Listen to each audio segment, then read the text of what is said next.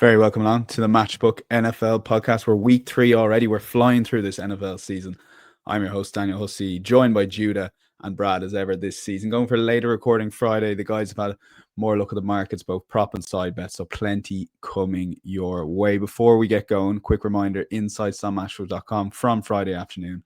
We'll have a full recap of all the guys' picks if you don't have time to watch the show in full. Hit that like button and subscribe completely for free wherever you're watching or listening. And the exclusive podcast offer, enter the bonus code POD50 if you don't have a Matchbook account yet. This is exclusive, as I said, and our most generous new customer offer. That's POD50. Enter the bonus code POD50 and get £50 worth in free bets when you bet £50. Full T's and C's available on matchbook.com/promotions. We will have our money back bet builder treble available this week, so stay tuned to the end of the show. Week 2 takeaways. Brad, we start with you. We talked about the unders last week. We're going to talk about the overs this week. Does anyone know anything about the NFL? No, turns out we had the right week for an overs treble. No, we had the right idea. We just had the wrong week. But yeah, I'm kind of more buying the second week. I think someone like the Cowboys, for example, they just have to cross midfield and they're in field goal range, and then they get the ball from a touchback at the 35. So they need 2 first downs and they're in scoring position. Obviously, like the number of 55+ yard field goals is through the roof. The number of returns is through the roof. So I'm generally of the view now that the scoring environment is a little bit higher than the last couple of years. And Brad, before we move on to Judah's takeaway, I was interested in your tweet. I mean, I sat stupidly and watched Eagles Chiefs instead of Red Zone, thinking I'd only missed 2 games. Probably made the wrong call there. But that Travis Kelce drop effectively won the game for the Eagles. I mean, this is what we're betting real dollars in, to quote Rob Pizzola from past Matchbook podcasts. So I think the tweet was like you grind a week for a 2-point edge, and then Travis Kelce gives away 7.5 points by dropping a pass.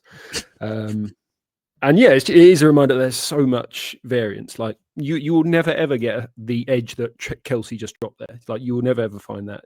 So yeah, just a reminder that there's a lot of random stuff going on in these games, and volatility and variance is big. Yeah, Judah, I mean, you've made similar points to me before, but that Travis Kelce is just a microcosm of the whole NFL season, I think. It really is. Just like everything's seemingly going well. You build up all game, like finally get the red zone drive that and the ability to score, actually like have a open receiver, and just like things happen, and he drops it, and it happens to land in an Eagles defender's arms. Like, I think Brad's exactly right. Like, this is just the natural variance of the NFL, and that's part of what makes this game so compelling and exciting. Yeah, and we've seen a lot of go on, Ben. Sorry to jump in. It was the same week 1 Cowboys Eagles. Like, again, you can do handicap that game for a month, and then Jalen Carter spits in the opposing quarterback's face, and they lose their best defensive player, and then the Cowboys run for 55% rush success rate or whatever.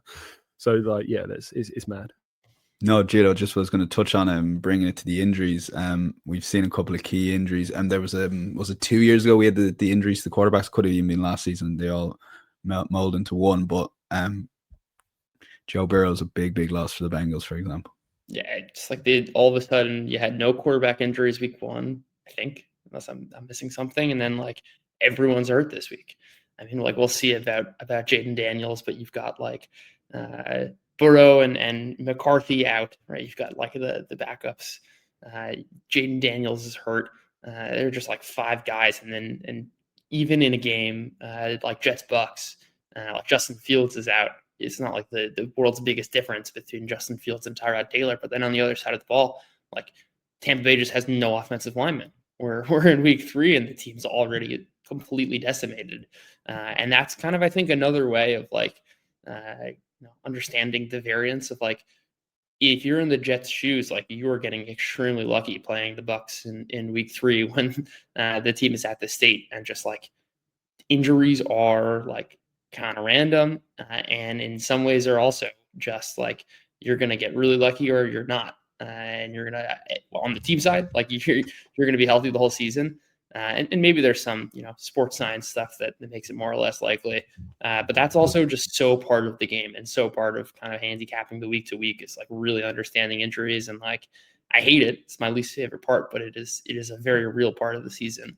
And we are seemingly firmly there. Like we had a little like off season, I guess, with the quarterbacks out, and then it's just like cluster injuries everywhere across many different position groups. We saw last night the Dolphins have been dealing with this. Like, they have no secondary left. Yeah, they're not the only team that's like that. Just to jump in there as well, I think it's not just this week, but remembering going forward, like the Jets played the Buccaneers without any offensive linemen, so maybe they won't be able to run the ball. Maybe they're going to get a load of sacks. But just remember, maybe that's not the actual Jets defense. That's just because the Bucs have got 3/5 of a backup offensive line. Yep. And looking forward to going to Crow Park next Sunday to watch Carson Wentz up against a 41-year-old quarterback. It's really selling the Crow Park game all of a sudden. And was looking forward to it, but should be a great day out in Dublin. Let's go for it, lads. Main bets. We've talked long enough. Judah, we'll start with you. Lions at the Ravens. Didn't see that Lions offensive performance coming on Sunday. I'm not going to lie to you. Yeah, I think the Lions' offensive performance is some combo of Lions' offense was not as bad as we thought in week one. Again, the danger of 1 week sample. We also, I think, updated our information on the Packers defense after they kind of dominated Washington. It seems like they're going to be a really, really terrific unit, maybe even one of the best in the NFL. I think the Lions also benefited from a Bears defense that, as we'll talk about later, I think is maybe the worst unit in the NFL right now. They cannot play coverage. They're also dealing with a ton of injuries, and I don't think it was a coincidence that the Lions put up a 50 burger there. I think the Ravens are a different class. This is a team that, yes, there were some kind of confounding factors last year. They did move Kyle Hamilton back to deep safety. They did happen to have a much easier string of quarterback play, but since the second half of last season, they have been also like new coordinator. They have been one of the best defenses in the NFL. I think they're going to be able to slow down Jared Goff a bit. And on the other side, there's no stopping. I think this Ravens offense. The Lions play a ton of single coverage. I don't think they have the personnel. Certainly not with the way Zay Flowers is playing. To be able to cover these Ravens receivers. Lamar Jackson's threat with his legs also is going to be elevated in a spot like that where the Lions are playing a ton of man coverage. I don't see how the Lions defense is going to stop the Ravens. Frankly, I don't see how anyone's stopping the Ravens right now. I also I have the Ravens power rated so much higher than any other team right now. And I don't think the Lions are closing that gap. Certainly not with the uncertainty. I think week one does matter. Right. I don't think we can just say that was an aberration. And it seems like the market is pricing it a little bit closer to that. The Ravens are dealing with injuries too. Nate Wiggins got hurt in a really ridiculous way. He was tackled on an injury celebration. That obviously matters. But I think that the Ravens have enough depth there that they're not going to be too influenced by this Lions offense, which I think did take a major step back without Ben Johnson. And the market is still kind of clinging a little bit too much, in my opinion, to prior performance. Okay, Judah likes Ravens -4.5. Are they the best team in football for you, Brad? Yes, by miles. Yeah, I love the angle. I was thinking much the same, that kind of the Lions last week was more about the Bears and those injuries than the Lions. What I'm surprised, I don't know, actually I haven't checked the sheet here, but this feels like a Judah special, increase the handicap, because I think what we also saw last week was while the Lions were ahead, bang, it's run the ball, it's play action, it's, then the pressure is off Goff. It's more about the system and the weapons. Just get it to Gibbs. But if he's behind and they go away from play action and go away from screens, you can stop caring about the run. And it's, can Jared Goff beat you dropping back? Then no, he can't. I think we saw that in week one. We've seen that for years now. So yeah, if the Ravens put some scoreboard pressure on them, I can see those one getting out of hand, especially outdoors, and like -13.5. I'm looking at it's like 3.75, something like that is interesting to me as well. If you like the Ravens, I think this has to be joint bet. Brad is absolutely right. I do like this on the tails. I think we got to have our first Judah and Brad on the alts here at Ravens -13.5. I will be throwing it in the sheet for sure for insights, where the official bets are all, guys, is Matchbook Insights. So if it's on there, you can consider it. I've decided it's an official bet from the guys. Judah, I don't think you can resist top tails, but like not every bet, obviously, you chase the tops and tails, but for this one is one that fits that bill. Absolutely. I think for Okay. exactly the reasons that Brett outlined, which is that like I don't think Jared Goff is the same quarterback. And this honestly was part of the game script that I'm envisioning here. You don't want to bet on Jared Goff when he's playing from behind. And I think that certainly with this Ravens offense, like it can very quickly get into a negative game state, and this game can get fully out of control. Okay, yeah, harsh on Jared Goff perhaps, but very fair according to the guys. We will move to Texans at the Jags. Brad, take this away on this angle. I mean, you've gone, just to give listeners an insight, that you're going to have a fair few bets on this game. Just do certain games on an NFL slate just jump out to you and you take them on, or is it just one bet after another comes to you when looking at that game? Yeah, I think sometimes you have a feel for a game, don't you? And then if this is true, then this is true. You know, it's how you build same game parlays if you're trying to do it systematically and in a smart way. Like, if this is true, then this is probably going to be true. This is going to be true. So my main sort of thesis here is that both teams are dreadful up front. Offensive line, I'm talking. Texans are 32nd in Brandon Thorne's rankings.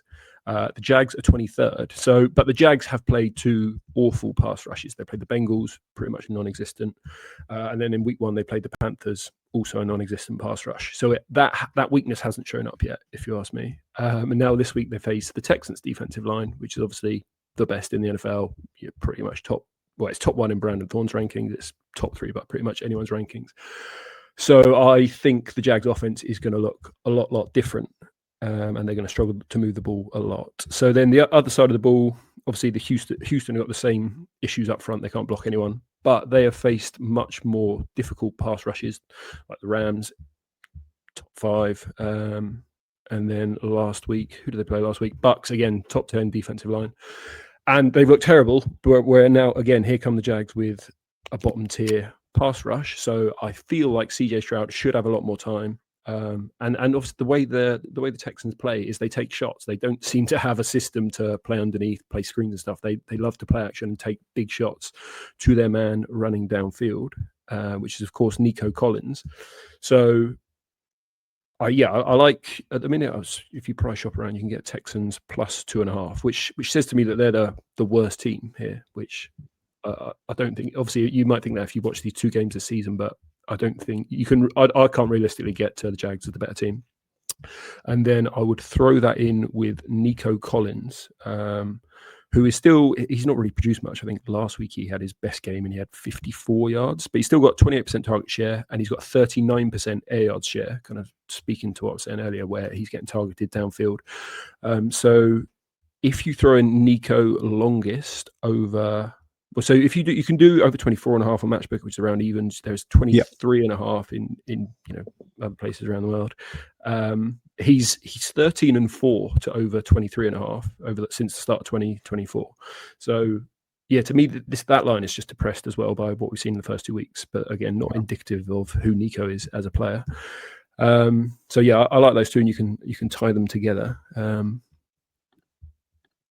Yeah. Do you want me to talk about the last leg of the bet builder, or should we get to that later? No, we'll get to that shortly. I might just get Judah's thoughts, because we and Judah were speaking off air on watching NFL Irish Times, and it hasn't gone down well, that doubleheader on Monday Night Football in the States. But I got to watch the first hour of the Texans Bucks, and I was like, what a game of the season coming up here. And I couldn't believe watching the rest of it on YouTube. I saw most of the highlights in that first hour. Nico Collins did look good, and Texans, when they do get it going on offense, they are explosive, aren't they, Judah? Yeah, they are. I just they have no offensive line, and I'm kind of worried about the Jaguars pass rush. Like Josh Hines Allen, weird saying his name is Josh Hines Allen, and Trayvon Walker also is seemingly emerging as a kind of tier 2, tier 3 pass rusher.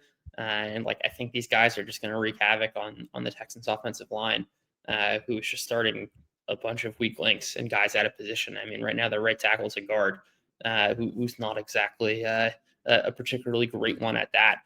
So you're almost you're handicapped in how much you can run your offense, and I think CJ Stroud has done a pretty decent job at creating, given his situation. But the situation is a disaster right now, and outside of Nico Collins, there's really no talent on offense. It's a crazy thing to say, but I think Christian Kirk coming back actually matters a ton for this Texans team, just given the how that's going to elongate the depth of the receiving options. But yeah, I would just be slightly concerned about kind of that matchup. And the Jaguars, I think, have looked a lot better. I mean, this is a story as old as time. Like Trevor Lawrence is just, at this point, you got to believe he's just going to like have a bunch of turnover-worthy plays. This is just like how it's good for a long time. But the Jaguars' efficiency numbers look terrific. And we know he loves to throw deep, and the Texans are very vulnerable to the deep pass. So that's kind of the other side to this game. I don't hate any of Brad's points. I'm not betting this myself, precisely because I kind of see both sides here. Okay, Christian Kirk up against his former club. Judah doesn't hate the bet, but Brad, anything to get worried about there? Are you happy to stick with your guns here? On the pass rush specifically. I agree. The offensive line is the massive concern, and so I juggled backwards and forwards between under 44 and Texans 2.5, and they're very close. I think you could happily go with either, and we'll chuck them in an SGP later. So yeah, but I do feel confident that the Texans pass rush is going to cause big problems. So yeah, I take half the point if you get what I mean. Disagreement coming up once again for the Broncos at the Chargers. We might start with you, Judah. I mean, I was going to say I'll give you the neutral, better view, even though I'm a massive Chargers fan. Saw the result, 20 points to 9. Hype was in overdrive. Watched the match itself and how Chargers did the classic charging thing constantly. 2-0, chance to go 3-0. Winning the division is a game changer for this side. Why are you so confident they can get the job done here very well against their divisional rivals, their third and final divisional rivals, the Broncos? Yeah, I think the main thing is that Chargers are really leaning into Justin Herbert this year. And I didn't know if the team was like 17% pass over expected, which is like an extremely high number. Obviously, it's a one-game sample, so you don't really want to compare it to a full season's worth of data because that's not you're not comparing apples to apples here. But just for like some context, like the Chiefs have been like 8-9% leading the NFL over the last couple of years, and I was like, okay, that could just be a 1-week aberration. And then week 2, they were 18%. Like they are the pass rate over expected weeks of any team, and I think there's a lot of signal in that, and the Chargers are going to throw the ball more, and not just that, but Justin Herbert's scramble rate has gone from 9% to 19% this year. A little bit of narrative-y type stuff is like, I think the Chargers have made the organizational decision, like they are going to live and die by Justin Herbert this year, and he's going to run the ball more, take some hits, and they're going to just let him rip it. And I think that is a recipe for success when Justin Herbert is playing as well as he has. And also, like, let us not forget he's been dealing with injuries for a bunch of years. And I think this is almost signal in Herbert's health that they are allowing him to do this as well. And I think he's just going to be a more effective player than we've seen in the last couple of years. I also mentioned that because this scrambling part in particular, I think really helps to mitigate what the Broncos' kind of advantage is here, right? They are power rated as one of the best defenses in the NFL. And Herbert's ability to scramble and create for himself, I think kind of mitigates a lot of that, right? Your defense can only go for so long when a quarterback is extending plays. And I think that there's kind of some edge there, which is you account for this matchup. And I think it's a little bit more than 2.5. This is not a spot where I would be attacking the tails in particular, right? Precisely because of that reason. Yeah. This is more of a kind of ratings play in how these two teams interact. But yeah, I think like I'm all in on the Chargers offense if they're going to throw as much as they are. And I'm not like 100% confident in that.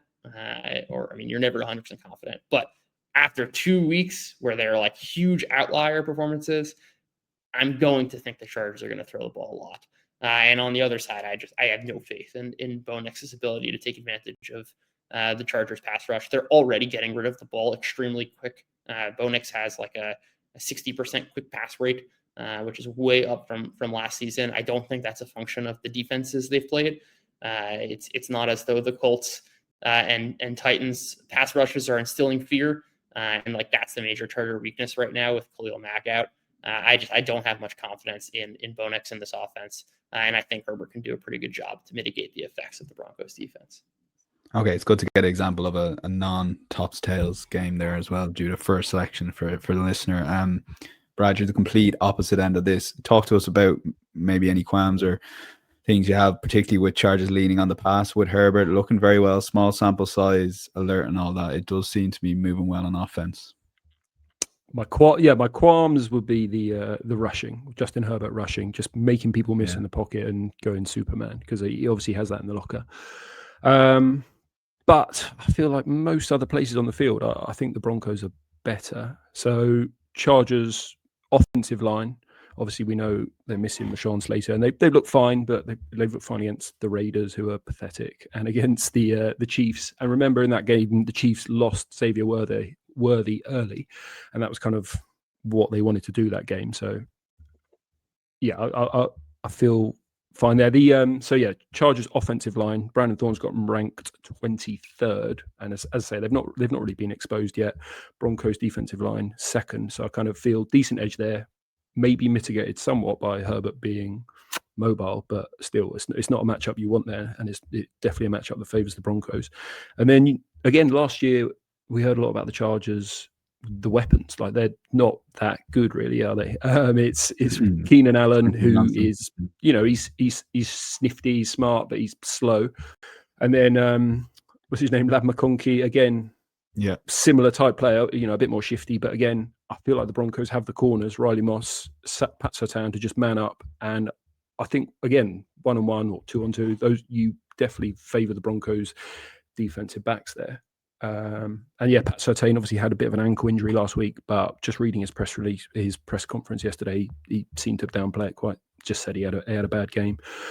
I like those two matchups there. Then when the Broncos have the ball, again, this is another mismatch up front. Broncos offensive line 3rd, according to Thorne's rankings. Chargers defensive line without Khalil Mack 31st. Now the Chargers, what they want to do, they want to play 2 deep safeties. They want to keep a lid on you. And then, like against say Geno last week, they couldn't run them out of it. Obviously one way to defeat that is run the ball for 5 yards a pop. They have to bring a safety down. The Raiders couldn't do that, and then Geno just started taking on 2 deep safeties and throwing into coverage. But I think the Broncos, as I say, with a top 5 offensive line, will be able to run the Chargers out of that. Once you're gaining 5 yards a pop, I think it's a much easier game for Bo Nix. So I would make this say +2 instead of +3. But if you get +3 -120, I think that's enough to make it a valuable bet. Okay, Jude, any final thoughts? I guess with the wide receivers, they do have Quentin Johnson. There's 3, I'm not saying they're not, there's no A-lister there, is there? But there's, if one that was some Ladd McConkey. Is QJ good now? That was some serious Ladd McConkey erasure. I think this guy is like a top receiver in the NFL, and I'm not sure Jaquan McMillan's going to get the best of Ladd McConkey in the slot there. But the points are well taken, and I would also be concerned, and I forgot to mention this, like Patrick Surtain, I don't think is fully healthy. He had a really uncharacteristically bad game after leaving that game with injury. So that is certainly something to monitor. Though yes, a healthy Patrick Surtain against Quentin Johnston or what is left of Keenan Allen is not a matchup I expect the Chargers side to win. But I'm not going to stand for that Ladd McConkey erasure. Yeah, QJ probably isn't great, Brad, but similar maybe to Thornton and the Chiefs, has that explosive play in him, but just can't catch a ball really unless it's thrown absolutely perfect to him. But anyway, long shots time, Judah, and this was a team I did want to fade based on just the eye test watching the Chiefs game before you even talk about the 7.5 point turnover or whatever it was from Travis Kelce, and that's the Eagles. I mean, how small sample size and all that, but say purely on these 2 games that they played, how impressed are you with the defending champs?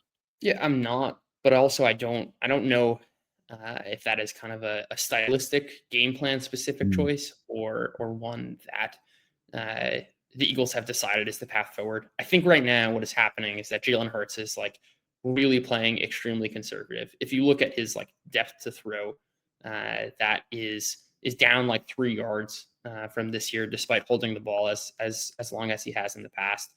And I think he's exercising a trade-off effectively, where his sack rate, again, you don't want to really compare a full season's worth of data to 2 games. It's only so revealing, but it is down from like 9% to 4%. His sack rate, his pressure to sack rate is down from 22% to 12%. I think Hurts is kind of trying to avoid negative plays, trying to avoid the sacks that kind of plagued this offense if there was a problem last year. and he's playing much more conservative. His check down rate is much higher. He's not pushing the ball downfield, and like that goes hand in hand with a running game that can have some success. And I think kind of works in like when you're a 7-point favorite, it makes a little more sense than when you're playing the Chiefs. But yeah, I would be exercising some sort of caution that like this Eagles offense has done absolutely nothing, and they've gone up against two not so great pass defenses. So there's definitely some alarm there, but like it's still 2 games. We still have a very strong prior of what this Eagles offense can do. They still have key cogs on at wide receiver and then at the tackle spot. Like they can very easily turn that back on. What's more concerning to me is on the defensive side of the ball. Last year, this was a team that basically made it impossible to generate explosive plays. They led the NFL in explosive play rate. This season through 2 games, and mind you, one of them is the Chiefs, who do not throw the ball deep very often. They are allowing the highest deep attempt percentage in the NFL. Again, it's a small sample, but it's somewhat revealing that like it is the complete opposite of last year.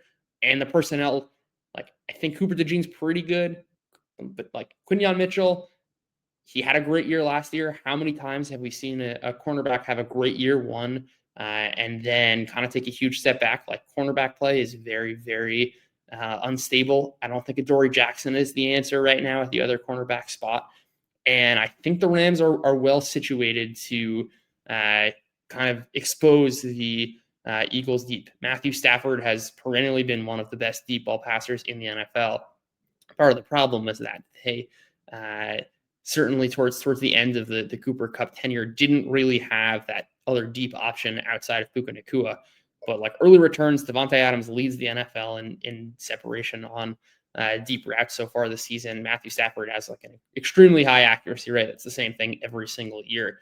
And the tale I really want to play here is that like this Eagles defense is, I still think, going to be a good unit. But where they are potentially weak, and certainly when we talk about points being scored in actual games, is via the explosive plays. And I think the Rams can take advantage of that. And that's kind of the angle I'm playing here, coupled with the Eagles offense has a real tale of kind of just stinking, at least at this point in the season. And like this is going to be a tough Rams defense and a tough Rams pass rush that can kind of cause some havoc. I think this is going to be a real telling game whether or not Jalen Hurts' check down, try to avoid sacks was really just a function of previous game plans, or like this is how they're going to be playing offense in 2025. Okay, Brad, yeah, quick, just a very brief word on it, but it's mad. It's a telling game for the Eagles, given they're 18-1 going into last season, including last season's result as well, but it sort of rings a little bit true. Yeah, I mean, the Rams look clearly the better team so far. I suppose my only concern is that the talent is still there on the Eagles, and I don't know why it would, obviously compared to how they looked in the playoffs last year, at some point, I would assume they're going to get back to where they were. And so I kind of hate betting against that. I know they will improve, but when they will improve, whether it's going to take them 2 months or, Sunday, I don't know. So that's I see what Judah's saying, and I would want to be on the Rams as well. But I just feel that little bit of uncertainty about when the Eagles are going to turn this around. Yeah, maybe a tails play either way there, to be fair. Brad, you can be brief enough again on the long shots. We've covered a lot of it, but Texans at Jags. This is going to be our money back £10 bet builder. Basically, back this bet builder as a treble on Matchbook and get your money back as a free bet if it loses. That's for new and existing customers. Insights.matchbook.com if you want a full recap of what Brad's about to put up here. So it's the Texans angle we spoke about. So did them Texans in the first half plus a half. I just like getting the little hook in a tight game for the first half. Under 44.5. Again, we've covered off most of that. And then Nico Collins, longest reception, 25 plus yards. And that comes out just above 6.0, so 6.25 on Matchbook. Okay, love it. Might stick with you for best bet, Brad, purely because we learned nothing from last week in the Jets. I mean, what? Surely we're not going to the well again with the Jets. Yes. Yeah, I mean, I will often be back the week after betting a loser. And probably more so if they've lost in spectacular fashion and looked hopeless. Because that's what the NFL is, isn't it? Like no team's ever as good as they looked last week. No team's ever as bad. So the Jets, the Jet, like these two teams, Jets and the Bucks, by DVOA, they're very, very similar. Bucks are 19th, Jets are 21st.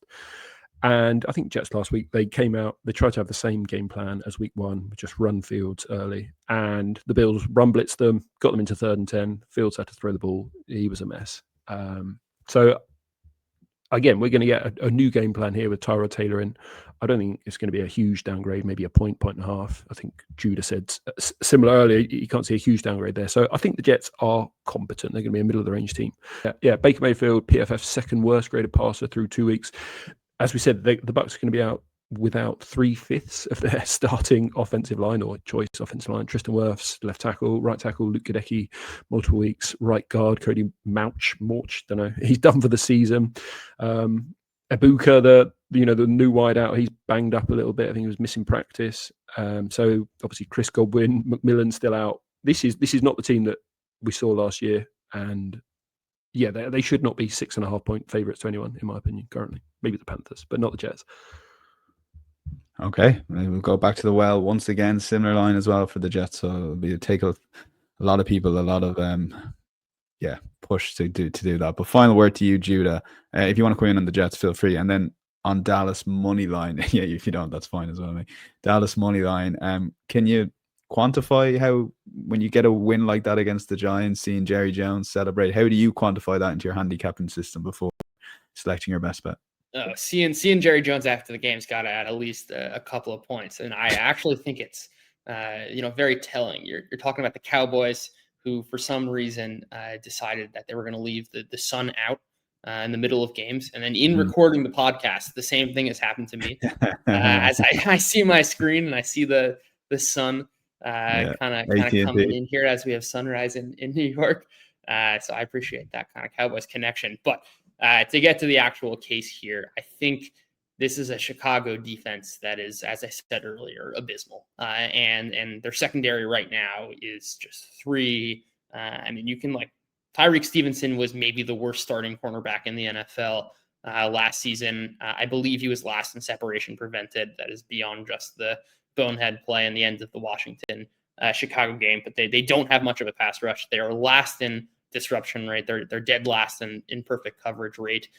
This is a team that I don't think can do anything to kind of get Dak Prescott out of kind of a good situation where those plays have not been so frequent for him. It's again an early sample, but he has been terrific kind of in these undisturbed plays. And this is a Dallas running game, which is first in rush success rate. Clayton Adams, who's their new offensive coordinator, is kind of the run game guru, I guess, for Arizona, who has been a kind of top 10 rush offense the last couple of years. And all of a sudden, again, it's early as 22nd, despite largely having similar personnel. And then Dallas with Javonte Williams and no offensive line is first. I don't think that's an accident, which is all to say that I think this Dallas offense is going to be in plenty of positive situations. The Cowboys, just as a whole, this team is last in separation generated. They barely forced any coverage mistakes last season. You add George Pickens to the mix, it's an entirely different story this year. Dak Prescott's outcomes are way better. I think that's sticky, certainly in this matchup. And then, the Dallas pass defenses were really bad. And I think if you're looking at last week as will Caleb Williams be able to replicate Russell Wilson's success? No, I don't think so. These are totally different stylistic quarterbacks. Russell Wilson absolutely shredded Dallas on deep passes, basically exclusively. We talk about that on this program all the time. That kind of the week to week Russell Wilson variance in passing outcomes, and Caleb Williams is almost a self-cannibalizing quarterback. He tracks something called destroy rate, which are plays in which there's no disrupting event, either good coverage or a pass rush. And how often do you either throw an inaccurate pass? Do you take a sack? Do you run for negative EPA? And he's at 53% of the time, which is bottom 5. It's the same number he had last year. He takes himself out of too many plays, which I think is going to render you a little bit less likely to take advantage of a bad defense. I think this is an absolute home run spot for Dallas. Okay, great case there as well. Cowboys money line 195 on Matchbook. Get the benefits of our exchange pricing, but also the bet builder as well for single props right up to the multiple that Brad has touched on, which is money back as a free bet if it loses. Check out insights.matchbook.com. My thanks to Judah and Brad. We'll be back same time next week to preview more NFL, but enjoy Red Zone Sunday and we'll chat to you next week. Bye bye.